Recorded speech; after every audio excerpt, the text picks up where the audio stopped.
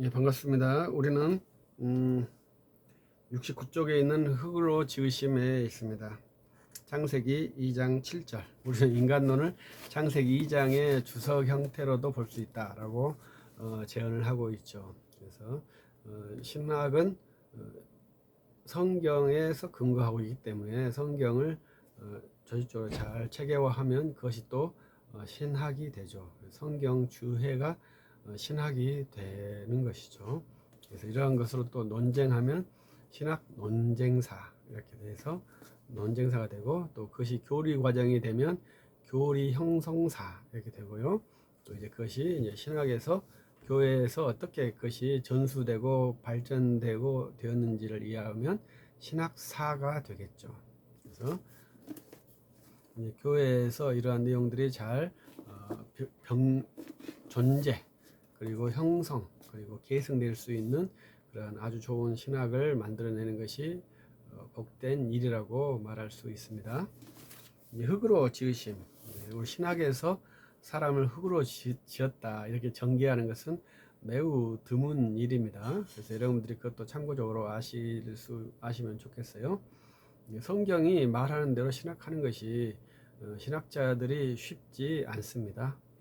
그래서 제목 자체가 흙으로 지으심이고, 흙은 이제 흙보다도 먼지, 티끌 이런 식의 이런 사람의 재료가 티끌이다 이렇게 말하는 것이고, 그 흙으로 소우주가 되도록 했다. 그래서 하나님 형상을 담은 담지자 혹은 반사체로 만들었다. 그래서 인간의 존재가 하나님 형상이 없는 존재는 흙에 불과하다, 티끌에 불과하다 이렇게 이해할 수가 있겠죠. 이러한 것을 문자적으로 이해하면 어떻게 되겠습니까? 인간의 시체를 아주 가볍게 여길 수 있는 그러한 일이 되죠. 그래서 인간의 시체를 가볍게 여기는 것은 인본주의에서 아주 부당한 일입니다. 그래서 사람은 인간의 시체를 상당히 귀하게 또 존중하게 여긴 것이죠. 그것은 시체가 존귀한 것이 아니라 그 시체를 바라보는 그 인간이 존귀하기 때문에 그렇습니다. 그래서 인간의 존엄성을 표현하는 것 중에 하나가 시체에 대한 애의가 있는 거죠. 장례식이 있는 것이 존엄성의 한 모습이죠. 그래서 우리는 이제 동물들도 장례를 치러주는 형편이 되었는데, 그것은 그에 상당한 존엄 의식을 부여해주고 있는 것이죠. 그래서 모든 사람은 다 장례 절차를 거쳐서 장례가 되는 것이 매우 좋죠. 함부로 시체를 유기하는 것은 상당히 위험한 죄고요. 또 시체를 무덤을 훼손하는 것도 상당히 무서운 죄가 되죠. 그래서 사람은 살아서뿐만 아니라 죽어서도 그러한 관리를 받게 되는 것이죠. 그것은 이제 인간이 무엇인가 라는 것을 이해할 수 있는 하나의 패턴이 되겠죠. 그리고 이제 인간은 공간적이고 시간적이고 가변적인 존재로 창조되었다. 이런 것이 이제 특징이겠죠. 그래서 우리는 시간의 존재에 있고, 우리는 공간의 존재에 있는 인간이죠. 그리고 첫 번째 인간은 가변적이다. 그리고 출생하여 또 이 가변성을 출생에 성장하는 것으로도 말했는데, 이것은 이제 그러한 가변성은 이제 자연성이기 때문에 가변이라고 보지 않고 결정적인 상태의 변화를 이제 가변이라고 말을 할 수 있습니다. 그래서 인간이 가변적이다. 이것은 이제 가변성이 없는 한, 그러니까 죄의 상해가 없는 한은 죽지 않게 창조되었다. 이것이 이제 우리 성경의 기본 이해죠. 그래서 우리가 죽는 것은 죄의 결과로 죽음이 온 것이다. 또 마지막에 죄의 도입이 없는 한 육체의 죽음은 없다. 이런 이제 표현을 이제 좀 좋은 문장으로 보고 싶지는 않습니다. 왜냐하면 이미 죄가 들어와 있잖아요. 그러니까 없는 한, 그러니까 없었다면 죽지 않았을 것이다. 이런 게 이제 가정 문장이거든요. 그러한 과거의 형태, 결정된 형태의 조건 문장을 가정문을 쓰는 것은 좀 좋지 않죠. 그러니까 우리가 6.25 전쟁 때 중공군의 개입이 없었더라면 우리는 완전 통일을 이루었을 것이다. 이러한 것은 이제 돌이킬 수 없는 사안에 대한 추측 문장이잖아요. 그러니까 좋은 문장이 되지 않죠. 그래서 죄가 도입되었죠. 그래서 죽음이 있죠. 그러나 처음 상태는 죄가 없는 상태로서 죄가 없다면 죽음이 임하지 않게 되죠.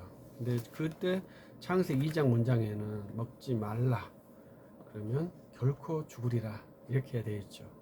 근데 그 뒤에 먹지 않는다면 너희가 죽지 않을 것이다. 또 이러한 반대 문장은 또 없는 것이 특징이죠.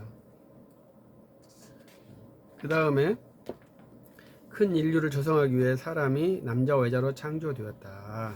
그래서 남자와 여자로 창조된 것에 대해서도 재밌게 표현을 하고 있습니다. 그래서 남자와 여자가 함께 있어야 한다. 남자와 여자가 함께 있는 것의 목적 중에 하나는 자녀를 출산하는 것이다. 여기까지 말하고 있습니다.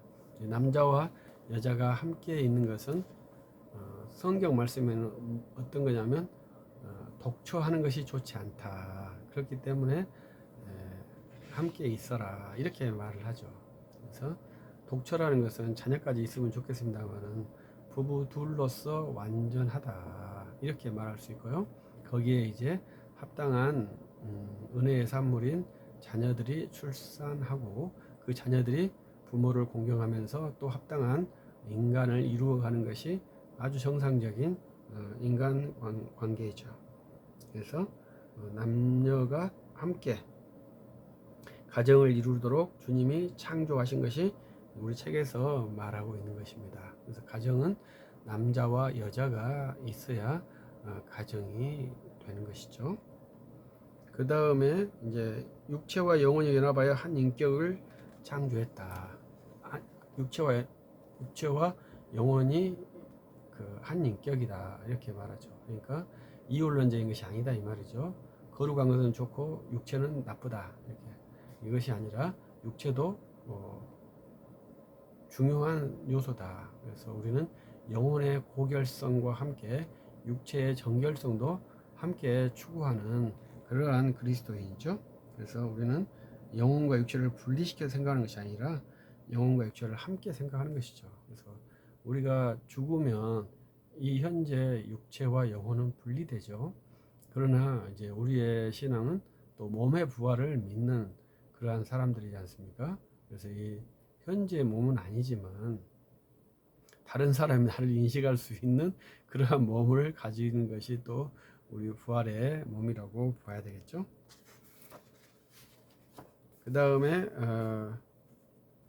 육체는 영혼과 연합으로 영혼의 불사와 영생에 동참하도록 정해졌다. 영혼의 불사와 영생에 동참하도록 했다.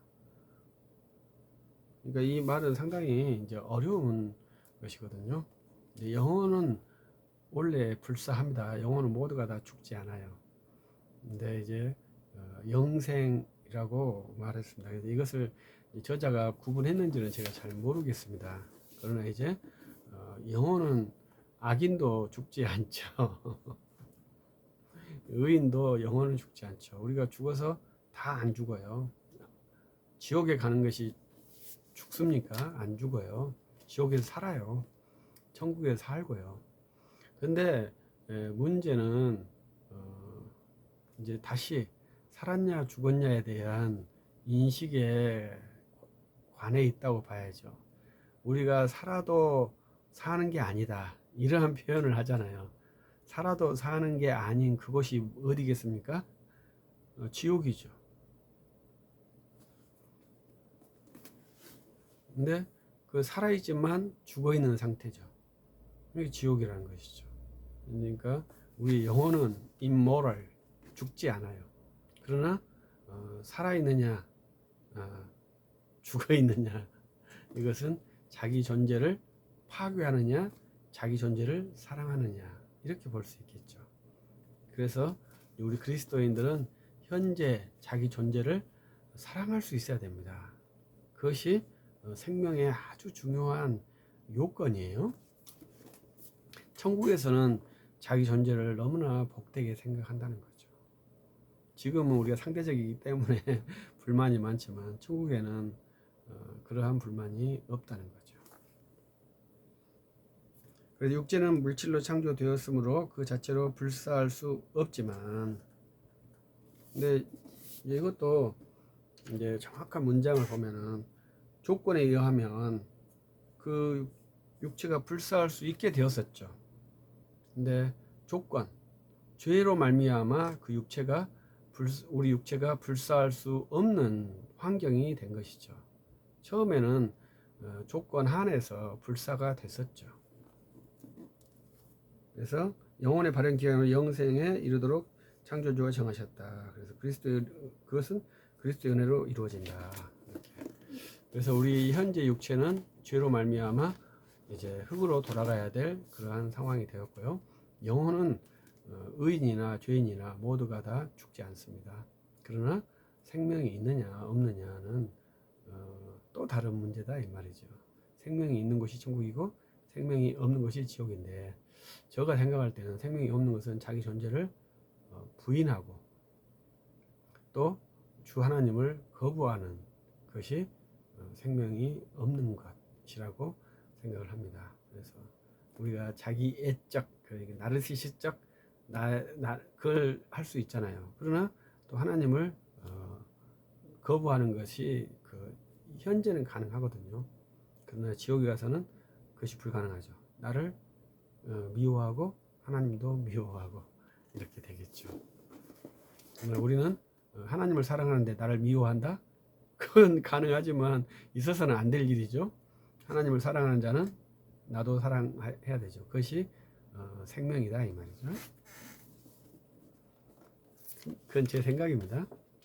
그 다음에 인간은 고든 자세로 세워져 통치자의 권위와 위엄을 지니했다. 그래서 인간은 고든 자세로 해서 통치자의 위엄이 있다. 근데 인간에게는 이제 노예 제도라는 것이 있죠. 우리나라에게 우리는 노예 제도가 없나요? 우리는 노예 제도가 없지만 고용 제도가 있잖아요. 고용과 노예가 차이가 뭐가 있을까요? 고용은 사표가 자유롭다고 하는 차이뿐이지 옛날과 똑같다고 봐야 되죠. 어떻게 보면 더 심각하다고 봐야 돼요. 옛날에 우리나라에서도 다 세경이라고 해서 고용됐었어요. 그런 사람들을 종이라고도 하기도 하고 그랬죠. 근데 고용인들을 좋게 말하면 고용인이죠. 나쁘게 말하면 노예죠. 근데 그분들은 이제 수동적으로 움직이니까. 근데 이제 여기서는 뭡니까? 고든 자세로 세워 통치자의 위엄이 있어야 된다. 이렇게 말한 것이 특징이죠. 그래서 우리가 노예라 할지라도, 성경에만 노예라 할지라도 통치자의 위엄은 뭐냐면 사랑이거든요. 사랑과 존경이거든요.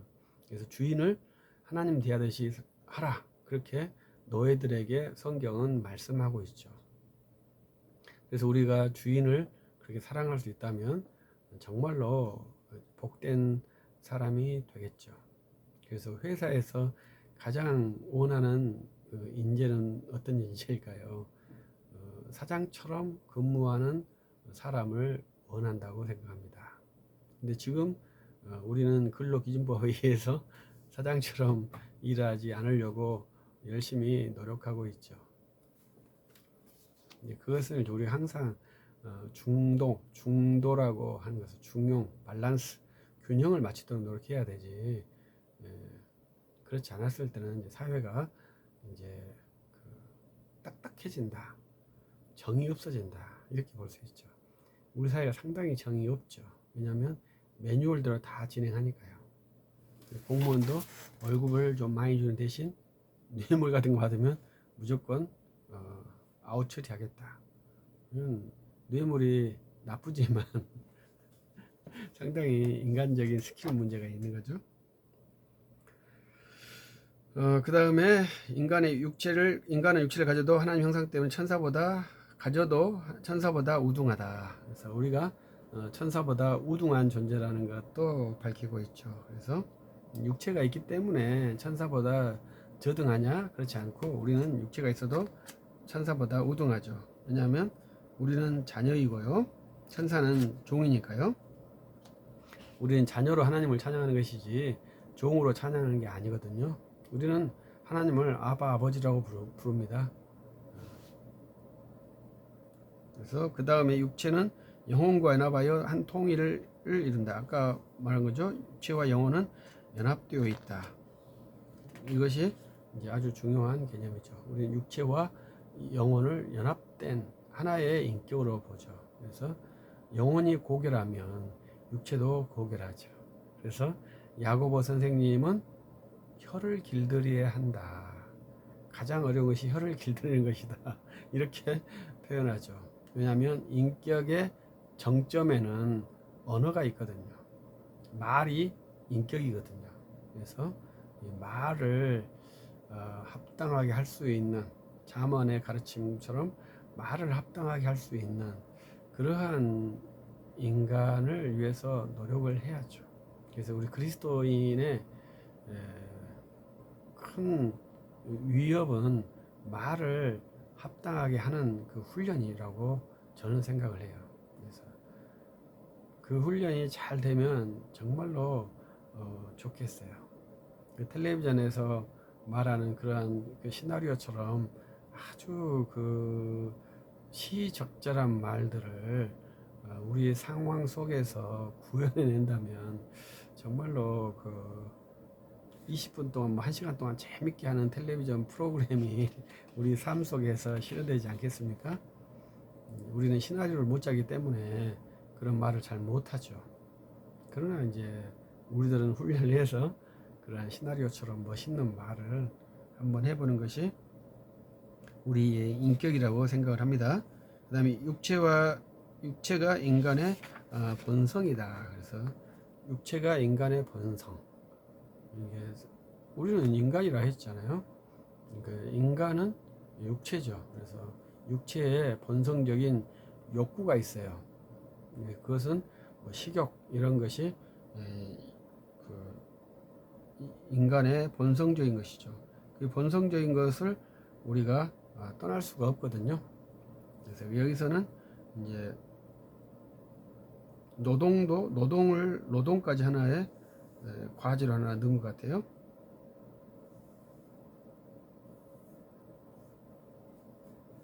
그래서 인간 육체와 영혼이 통일되었다. 그래서 인간 본성도 육체를 떠나서 존재할 수 없다. 그래서 우리가 기도할 때 하나님 일을 할 때도 건강해야 되거든요. 그래서 더 육체와 영혼이 분리되지 않는다. 이렇게 말할 수 있고요. 그 다음에 영혼의 창조에 대해서 말하고 있습니다. 영혼의 창조, 이 저자는 펜필드라는 학자를 상당히 좋아하는데 그 사람은 일반 학자인데 그 영혼의 사후 세계에서도 기억을 가지고 있다는 것을 증명했다고 합니다. 그래서 영혼은 인격의 자리다. 그래서 영혼이 실체한다. 이것을 지금 말하고 있거든요. 그래서 그리고 이제 영혼이잖아요. 그러나 영은 생명과 행동에 올리고 혼은 행동의 주체다. 이렇게 또 분리를 했어요. 그래서 옛날 우리 영혼과 삼분사를 말하는데 영혼은 하나지만 둘로 구분되어 있는 상태를 제시하고 있습니다. 그래서 영혼이 어디에 있을까? 이런 것은 우리의 큰 그 숙제 중에 하나잖아요. 현대의 의학이나 심리학에서는 영혼을 인간의 의식의 발현으로 생각하기 때문에 없다라고 생각을 하죠. 그러나 우리는 영혼의 창조를 믿기 때문에 영혼이 있다라고 믿죠. 발현이라는 것은 의식에서 생성되는 것이라는 것이죠. 그러니까 있을 수도 있고 없을 수도 있는 거라 이 말인데 우리는 항상 영혼이 있다 이렇게 말한다 이거죠. 하나님께서 우리에게 영혼을 주셨다 이렇게 보고 있기 때문에 그렇습니다. 그래서 그 영혼이 어딨냐 이것도 상당히 모를 일이죠. 그러나 이제 유대인들은 피 속에 있다, 피가 영혼이다 이렇게도 이해를 했다고 해요.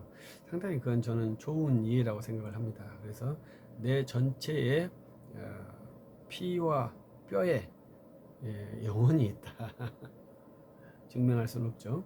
근데 거기에 뭐가 있냐, 인격이 있다. 그래서 또 그 영은 생명과 행동의 원리이고 혼은 행동의 주체이다. 그래서 내가 행동할 때 그 영혼에 의해서 행동하고, 영혼은 지성적 능력을 갖고 있다.